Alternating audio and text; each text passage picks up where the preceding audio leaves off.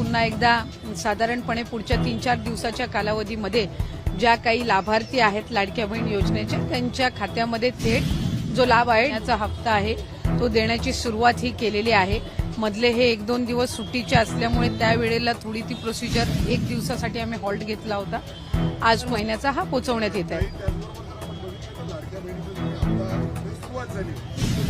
शिक्षकांचे जे पगार आहे यामुळे 2 ते 4 दिवस उशिरा होण्याची शक्यता होती, कारण रात्री उशिरा हा पूर्ण जो पैसा आहे तो लाडक्या बहिणीसाठी वर्ग करण्यात आला अशी शक्यता आहे। त्यामुळे सगळे शिक्षक ही अतिशय चुकीची माहिती ही तुम्हाला मिळालेली आहे। नागपूरच्या अधिवेशनाच्या वेळेलाच जर आपण सगळ्यांनी माहिती घेतली असेल तर त्यावेळेलाच जो महिन्याचा हप्त्याचा निधी आहे 1400 कोटीचा हा विभागाला प्राप्त झालेला आहे आणि याला साधारणपणे आता 10 ते 15 दिवस झालेले आहेत। त्याच्यामुळे दुसऱ्या कुठल्याही विभागाचा निधी हा महिला व बालविकास विभागाला लाडक्या बहीण योजनेला देण्यात आलेला नाहीये।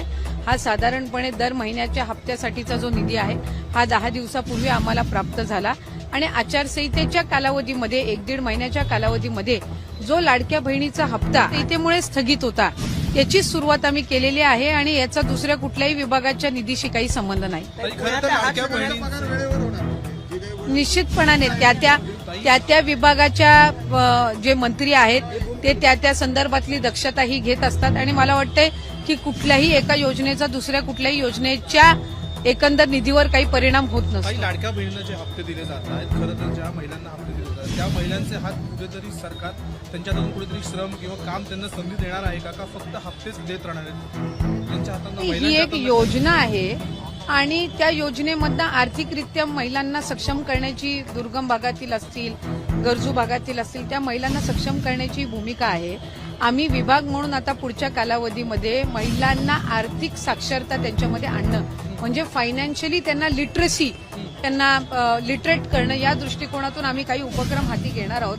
आणि साधारणपणे जर आपण बघितलं की या ज्या महिला आहेत लाभार्थी या आपापल्या पद्धतीनं सेव्हिंग असेल किंवा छोटमोठे उद्योग सुरू करणं अशा अनेक केस स्टडीज आमच्या सुद्धा समोर आलेल्या आहेत। आम्ही फायनान्शियल लिटरसी आणण्याच्या दृष्टिकोनातून पुढच्या कालावधीमध्ये काम हे निश्चितपणाने महिलांची छाननी करून केवळ पात्र लाभार्थींनाच आर्थिक सहाय्य मिळणार आहे याची जबाबदारी संबंधित विभागावर राहणार आहे। हप्ता वितरणासाठी निधी उपलब्ध झाल्याने आता लाभार्थी महिलांच्या खात्यात पैसे जमा होण्यास कोणत्याही क्षणी सुरुवात होऊ शकते। त्यामुळे मे महिन्याच्या प्रलंबित हप्त्याची वाट पाहणाऱ्या महिलांसाठी मोठा दिलासा मिळणार आहे।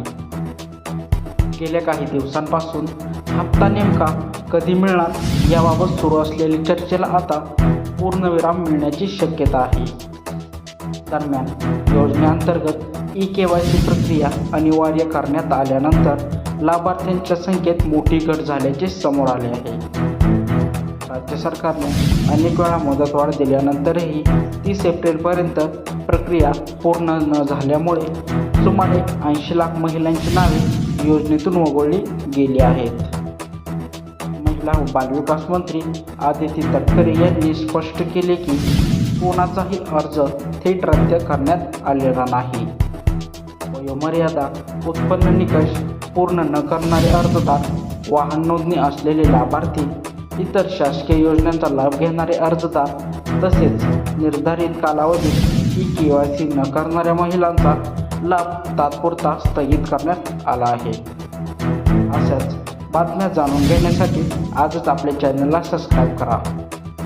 तसेच ही माहिती जास्तीत जास्त बहिणींपर्यंत नक्की पोहोचवा। धन्यवाद।